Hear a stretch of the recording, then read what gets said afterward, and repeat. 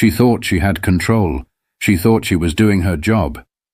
But when Officer Linda Carson strikes a black driver during a routine stop, she learns the hard way that assumptions can destroy everything. The night had been quiet so far, the kind of shift Officer Linda Carson didn't mind. It was late, just past 10 p.m., and most of the traffic in this part of Columbus had slowed to a trickle. She sat in her cruiser, parked near an empty lot, watching the occasional car roll by. Then she saw it, a sleek black sedan gliding through the intersection ahead. It was one of those expensive models, the kind that looked like it belonged in a CEO's driveway. Nothing about it seemed out of place, except for one small thing. No turn signal. Technically, it was a violation. A minor one, sure, but still a reason to stop the driver. And maybe, just maybe, Linda felt like reminding people that rules were rules.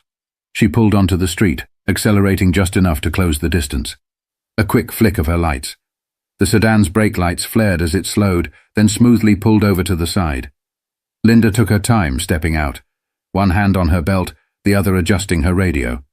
The street was quiet, only the low hum of streetlights above and the occasional car in the distance.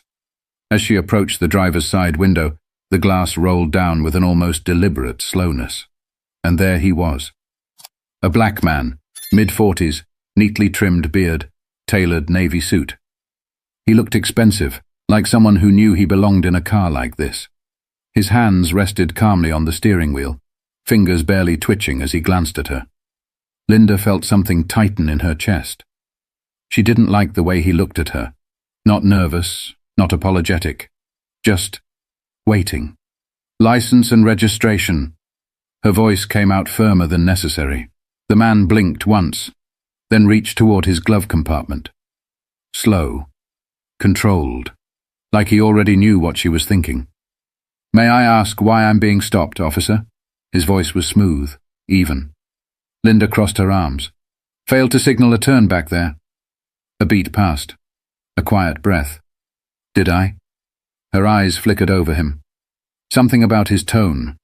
It wasn't disrespectful, wasn't aggressive, but it was challenging in a way she didn't like.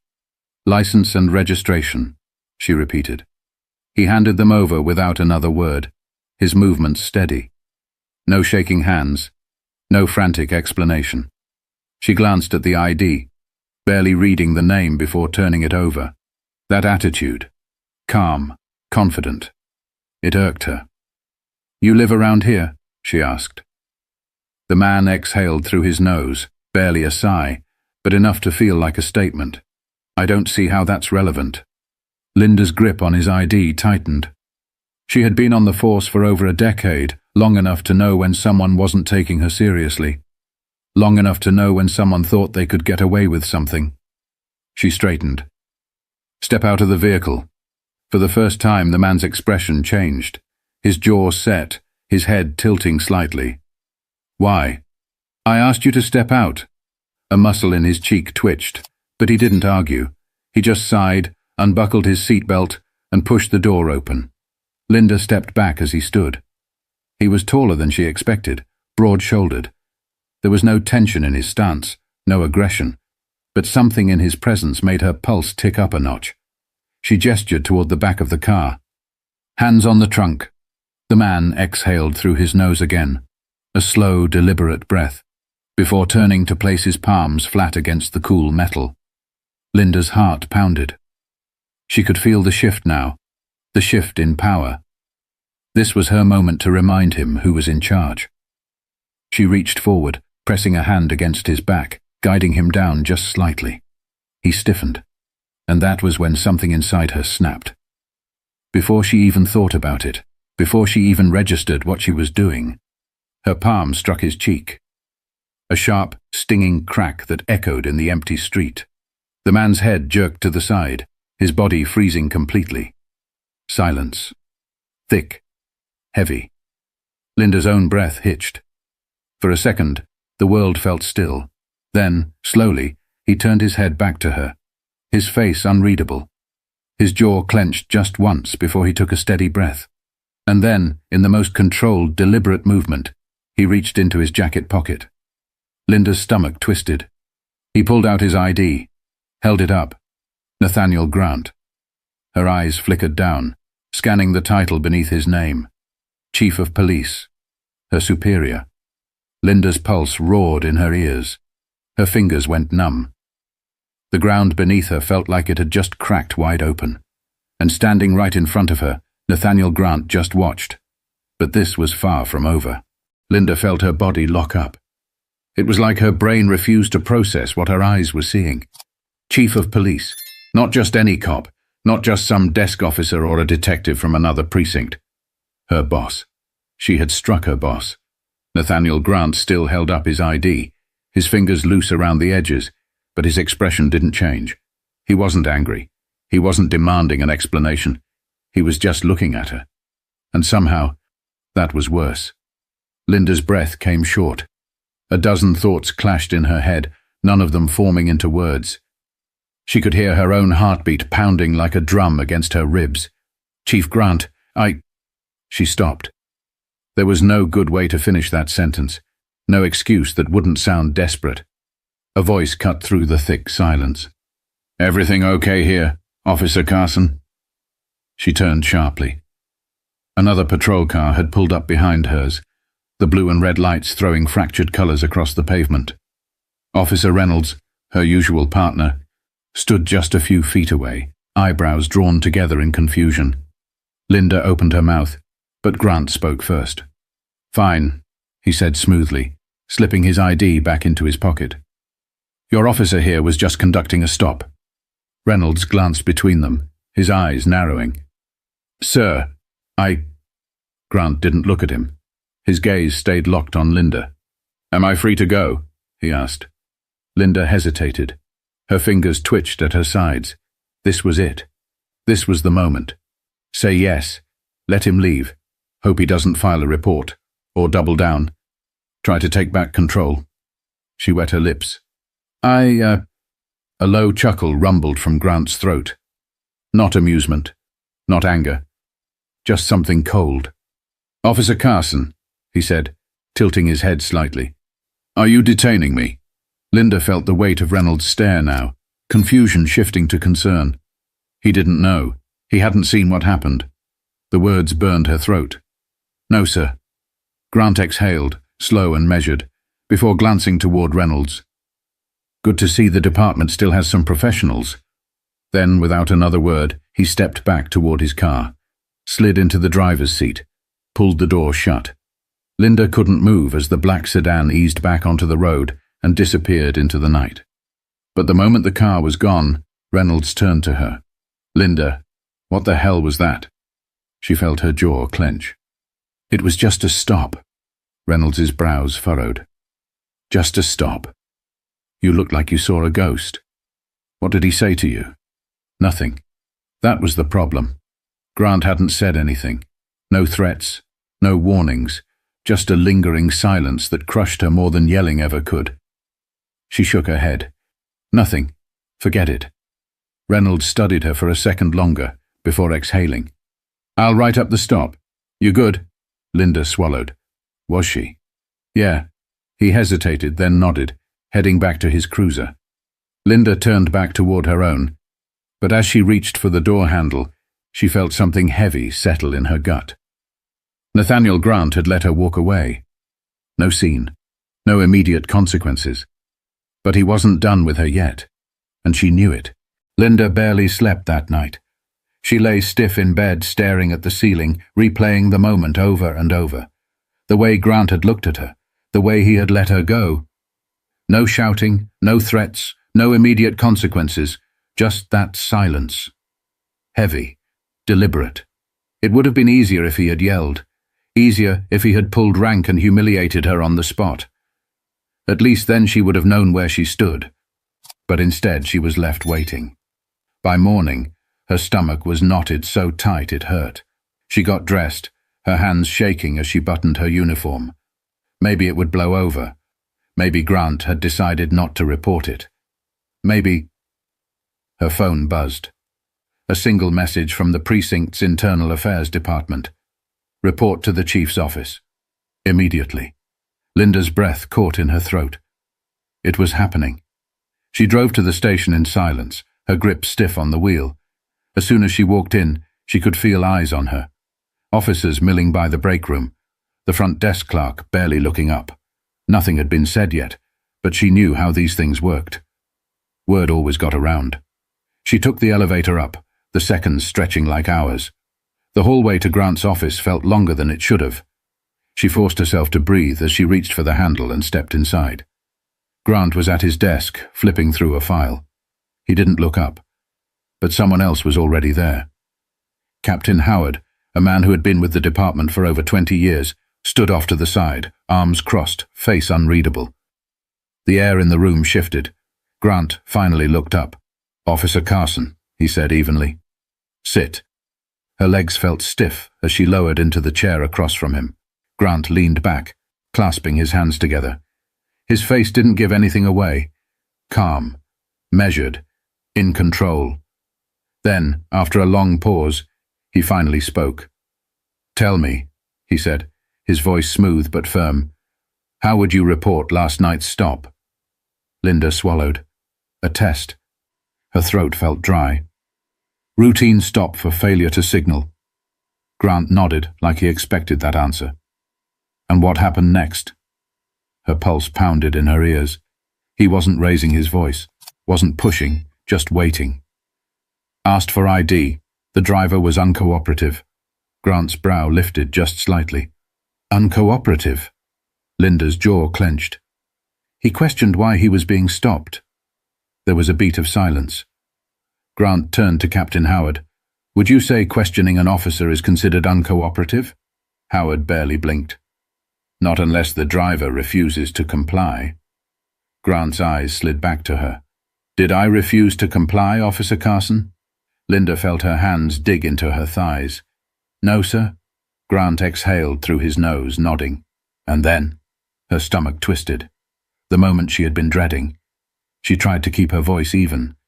"I struck the suspect." "Suspect?"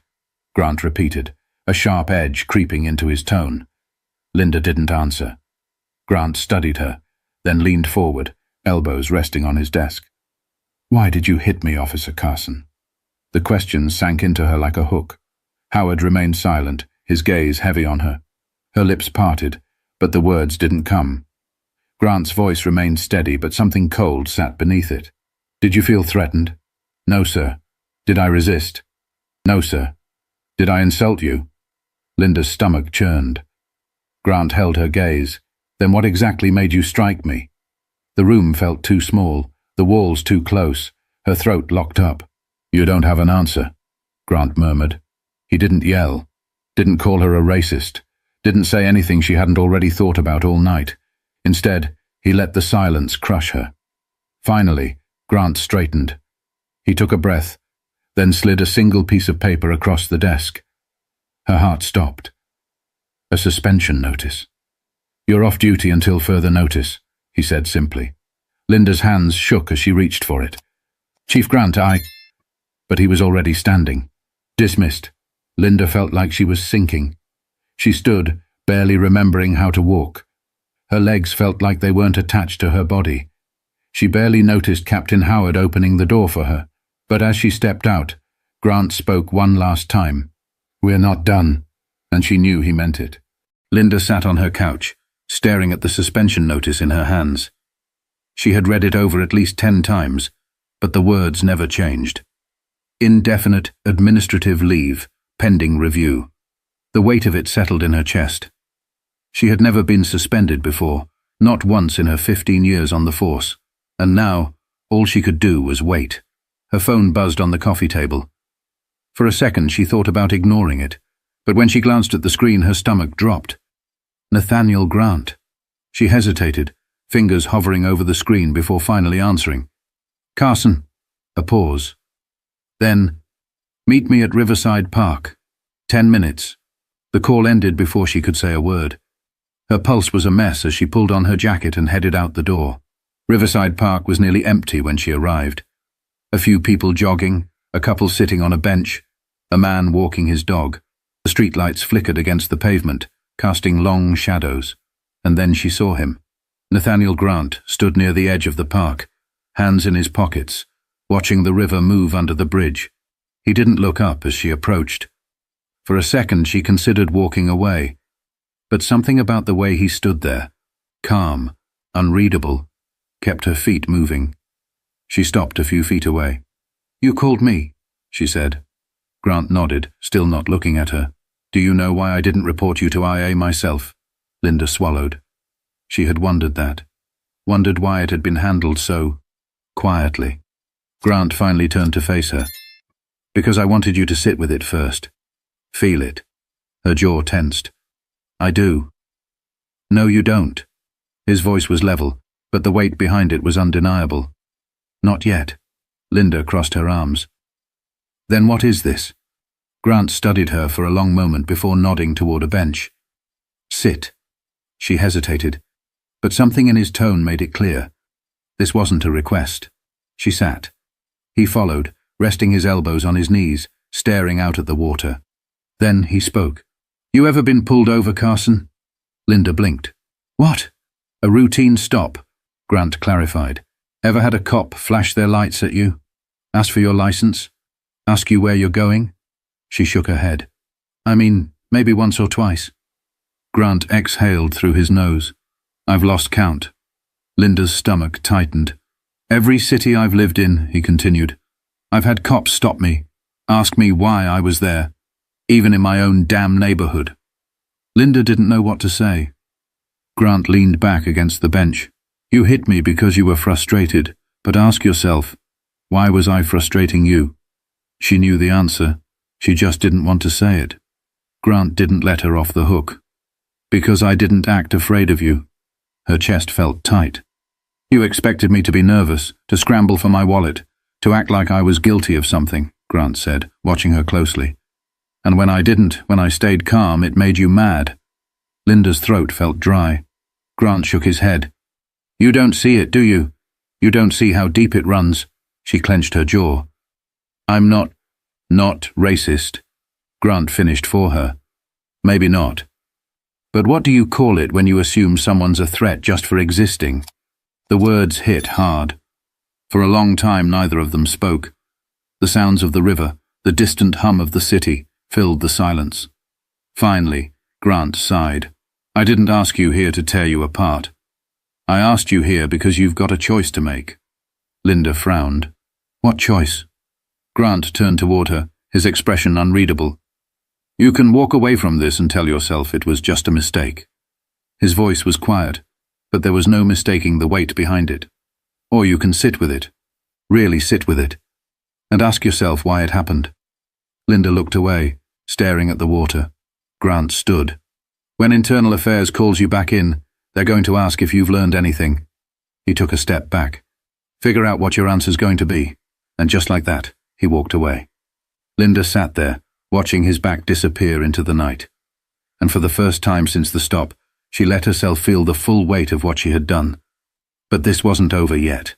Linda spent the next 3 days drowning in silence. Her phone barely rang. No calls from the precinct. No texts from her usual work friends. No updates. It was as if she had been wiped clean from the department overnight. She should have been relieved. Should have been grateful for the time to think. But thinking was the problem. Nathaniel Grant's words stuck to her like oil. "You can walk away from this and tell yourself it was just a mistake, or you can sit with it." She had told herself she wasn't that kind of cop. She had never been reckless, never let her emotions control her, but that night, she had. And now, the weight of it wouldn't let go. On the 4th day, the call finally came. Internal Affairs. Report in. Linda's hands were clammy as she gripped the wheel, driving to the station. The sun was out, but it did nothing to shake the chill in her gut. As soon as she stepped inside, she felt the eyes again. Officers at their desks, a few glances exchanged in hushed conversations. They knew. She kept her head down as she made her way to the conference room. The door was already open. Inside, 3 people sat waiting. Captain Howard, an IA investigator named Harris, and Nathaniel Grant. He didn't look at her as she stepped in, just kept his hands folded on the table staring at the file in front of him. Linda swallowed hard and sat. Harris leaned forward. "Officer Carson, let's talk about the stop from last week." Her throat was dry. "Yes, sir." "According to your statement," Harris continued, flipping through the papers, "you pulled the driver over for a failure to signal, is that correct?" "Yes, sir." Harris nodded. "And at what point did you escalate to physical force?" Linda's stomach twisted. She could feel Grant's presence across the table, his silence just as loud as the question itself. She swallowed. "I struck the driver after asking him to step out of the vehicle." "Why?" The word landed hard. Linda had rehearsed this in her head 100 times, but every excuse, every justification, suddenly felt hollow. Her lips pressed together. "I lost my temper." Captain Howard shifted in his chair. Harris's brow lifted slightly, as if he hadn't expected her to say it so plainly. Harris flipped to another page. "You wrote here that you felt the driver was being uncooperative." Linda's hands curled into fists under the table. She exhaled. "I assumed he was resisting when he wasn't." For the first time, Grant looked up. Their eyes met. "Assumed," he repeated. Linda felt the weight of that word. Silence stretched between them. Then Harris cleared his throat. "Chief Grant, do you have anything to add?" Grant sat back in his chair. He studied her for a moment, then exhaled. "Not yet." Harris closed the file. "Officer Carson, here's where we are. You've been on the force for 15 years with no prior disciplinary action. That works in your favor. However, this was an unjustified use of force. That's not something we can ignore." Linda felt her pulse pick up. Harris continued, "You are looking at a minimum suspension of 60 days without pay. Additionally, you'll be required to attend de-escalation and bias training. A second offense of this nature will result in termination." Linda let out a slow breath. It wasn't good news, but it wasn't the end either. She nodded. "Understood." Harris stood, gathering his files. "We'll finalize the paperwork. You're dismissed." Linda rose from her seat, but Grant didn't move. He watched her, his expression unreadable. Then, just as she reached the door, he finally spoke. "Carson." She stopped. Grant's voice was calm, even, but there was no mistaking the weight behind it. "This isn't over." Linda didn't turn around. She just gripped the doorknob, forcing herself to breathe, because deep down she knew he was right, and the real work hadn't even started yet. Linda sat in her car outside the station, gripping the steering wheel so tightly her knuckles turned white. 60 days. No pay. Bias training. Could have been worse. Should have been worse. She had expected anger. Resentment. Maybe even relief that she hadn't lost her job completely. But none of those emotions came. Instead, there was something heavier, something she had been avoiding since the moment Grant locked eyes with her that night. Shame. She had assumed. She had reacted. She had abused her authority. And she had gotten away with a slap on the wrist.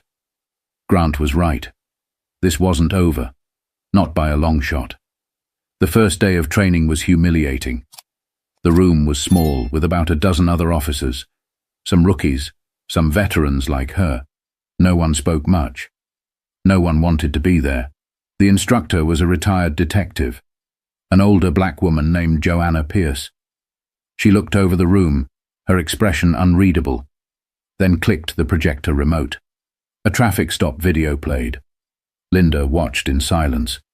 The footage was grainy, taken from a body cam, but the story was clear. A black man, pulled over for a minor infraction. The officer, white, just like her, escalated the situation, voice sharp, tone clipped. The man kept his hands visible, his voice calm, but it didn't matter. The officer's frustration grew, tension rising. And then the officer grabbed him. The room stayed silent as the video ended. Joanna crossed her arms. "Let's talk about assumptions." No one spoke. She let the silence stretch. Then she turned, her eyes locking onto Linda. "Carson," she said, her voice even. "What did the officer see when he pulled that man over?" Linda's throat tightened. She knew the answer. "He saw a threat," she said quietly. Joanna nodded. "And what did you see when you pulled over Chief Grant?" Linda's breath felt heavy. The words came out barely above a whisper. A threat. Joanna tilted her head. And was he? Linda swallowed. No. Joanna leaned forward slightly, her voice softer now.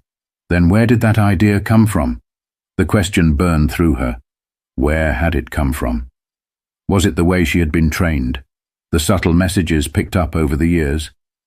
The idea that certain people in certain places didn't belong? Linda had spent her whole career telling herself she wasn't biased, that she treated everyone the same. But that night with Grant had proved something she didn't want to admit. It wasn't true. She didn't have an answer. Not yet. But for the first time she wasn't looking away from the question. Joanna held her gaze for a moment longer, then nodded. Good. Linda let out a breath she hadn't realized she was holding. Because for the first time since that night, she wasn't fighting the truth. She was facing it. 2 months later, Linda walked back into the precinct. Everything felt the same, yet different. The station hummed with the usual noise, phones ringing, boots against tile, the low murmur of officers exchanging reports. But there was something in the air when people saw her. Not pity, not judgment, just watching. She didn't blame them. She made her way toward her desk, setting her things down, but before she could sit, a shadow passed by. Nathaniel Grant. He didn't stop. Didn't say anything. Just walked toward his office. But then right at the door he hesitated, turned his head slightly. Carson. She stiffened. Sir. A pause. Then, welcome back. Linda swallowed. Thank you. Grant nodded once, then stepped inside his office, shutting the door behind him. And for the first time in weeks, Linda breathed. She had been given a second chance. What she did with it was up to her. Prejudice isn't always loud. It doesn't always come with slurs or open hatred. Sometimes it's quiet. Sometimes it's just assumptions, split-second decisions based on nothing but fear and conditioning.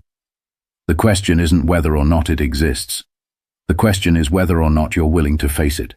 And if you are, what will you do about it? If this story made you think, share it. Let's have the conversations that actually matter.